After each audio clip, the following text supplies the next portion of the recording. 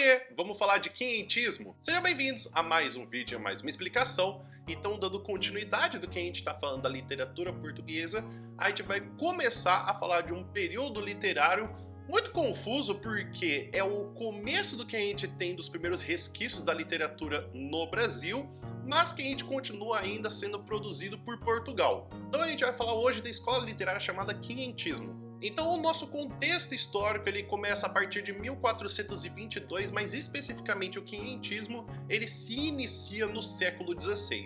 É meio confuso porque chama quinhentismo e a gente tem a coisa do século XVI.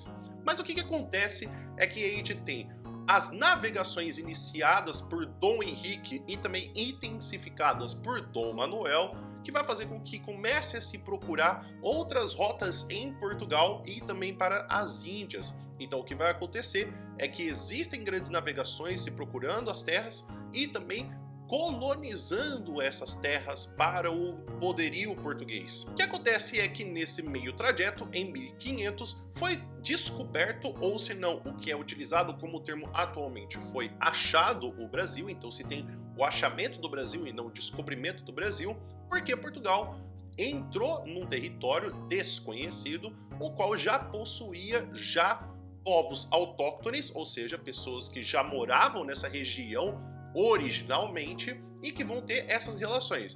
A gente precisa lembrar que Portugal nessa época era, se não uma das, ou se não a maior nação com poderio que existia de econômico e também de grandes navegações.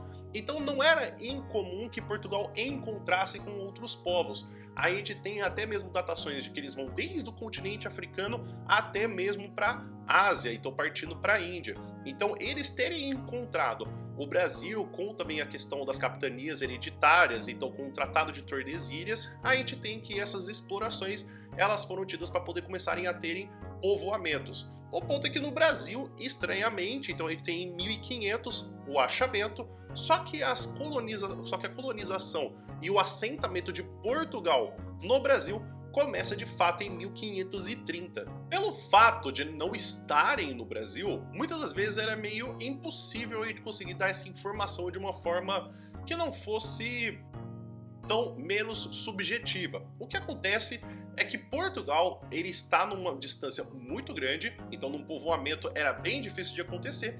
Então, com uma forma de poder incentivar as pessoas a poderem conhecer mais o Brasil ou até mesmo a morar no Brasil, começa a se ter uma literatura de informação. Então o quinhentismo ele se caracteriza por essa literatura informativa, então se fala da fauna, da flora, também da vegetação, de como que é o povo, também das descobertas do que poderia trazer até de riquezas para Portugal. Então a literatura nesse primeiro momento que existe no quinhentismo é para poder informar os portugueses de como é o território, mas também incentivar as pessoas a morarem no país. Então para você poder perceber esse caráter informativo ou até de narração, percebe essa parte que a gente tem aqui na carta de Pero Vaz de Caminha sobre o achamento do Brasil. Muitos deles, ou quase a maior parte dos que andavam ali, traziam aqueles bicos de osso nos beiços. E alguns que andavam sem eles tinham os beiços furados e nos buracos uns espelhos de pau, que pareciam espelhos de borracha.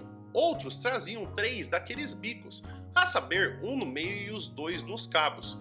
Aí andavam outros, quartejado de cores, a saber, metade deles de sua própria cor e metade de tintura preta, a modos de azulada. E outros quartejados de escaques. Ali andavam entre eles 3 ou 4 moças e bem gentis, com cabelos muito pretos, compridos pelas espáduas e suas vergonhas tão altas, tão cerradinhas e tão limpas nas cabeleiras que, de as muito bem olharmos, não tínhamos nenhuma vergonha.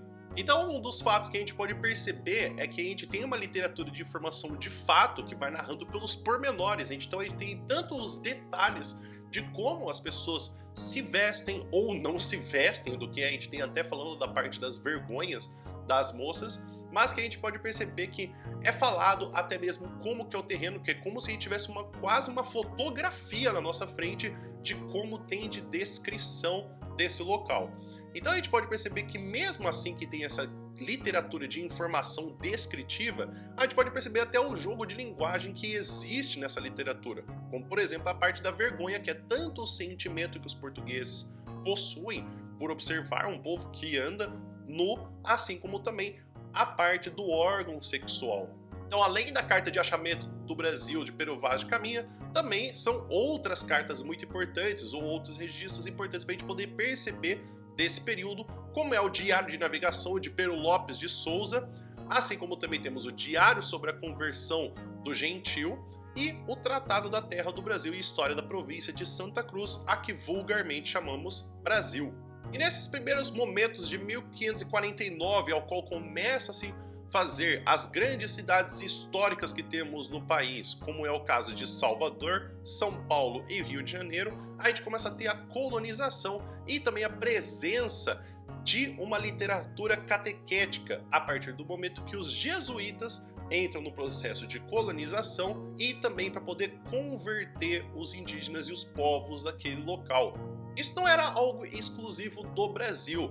Os jesuítas eles participaram de várias outras missões em vários outros países também, ao qual eles tiveram esse contato com outros povos, tanto que já falavam o português ou que não falavam o português, mas que a grande missão era fazer a conversão de mais religiosos. Então havia-se o preceito de que todo ser humano ele tinha por dentro de si a vontade e o espírito católico, então bastasse com que ele se aproximasse, e quando eles observavam os indígenas, percebiam que o contato pela natureza e a falta desse tato com os preceitos católicos fizesse com que eles se afastassem de um perfil católico, mas que, quando eles perceberam que nos primeiros momentos que eles traziam os instrumentos católicos ou que fizessem gestos, que eles eram seres que sim, poderiam ser convertidos para essa religião. Uma das figuras mais proeminentes que a gente tem desse cenário da Companhia de Jesus, que participava desses jesuítas, nós temos o Padre Anchieta. A gente tem que entender que num cenário que a gente tem com uma igreja católica com muito poder e muito significativa, a gente tem que não só a igreja católica precisa trazer essa questão de como a gente tem da adoração, também da moral e dos valores e dos costumes, mas também até mesmo de criticar alguns costumes que não seriam vistos como costumes católicos. Então é por isso que é comum que nessa época a gente encontre alguns poemas criticando alguns costumes ou até mesmo meio que diminuindo outros valores de outras religiões. Então a gente vai ver uma das obras que a gente tem do José de Anchieta, uma partezinha, só para a gente poder entender o que é essa questão que a gente tem de se falar e de criticar dos outros costumes que possuem na época, que se chama Na Festa de Natal. Então o que acontece é que ele é originalmente escrito em tupi, e ele fica clara a tentativa de se sobrepor à cultura indígena. Então a gente vê essa visão europeia do mundo que tem que se sobrepor por cima dessa cultura.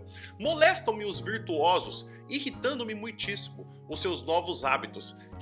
Quem os terá trazido para prejudicar minha terra? Eu somente nesta aldeia estou como seu guardião, fazendo-a seguir as minhas leis. Daqui vou longe visitar outras aldeias. Quem como eu? Eu sou conceituado, sou o diabão assado, Guaixará chamado por aí afamado. Meu sistema é agradável, não quero que esteja constrangido, nem abolido. Pretendo alvoroçar as tábuas todas. Boa coisa é beber, até vomitar cauim. Isso é apreciadíssimo, isso se recomenda, isso é admirável. São aqui conceituados os moçárabas beberrões. Quem bebe até esgotar-se o cauim, esse é valente, ansioso por lutar. É bom dançar, adornar-se, tingir-se de vermelho, empenar o corpo, pintar as pernas, fazer-se negro, fumar, curandeirar, de enfurecer-se, andar matando, comer um ao outro, prender tapuias, amancebar-se, ser desonesto, espião adúltero. Não quero que o gentil o deixe.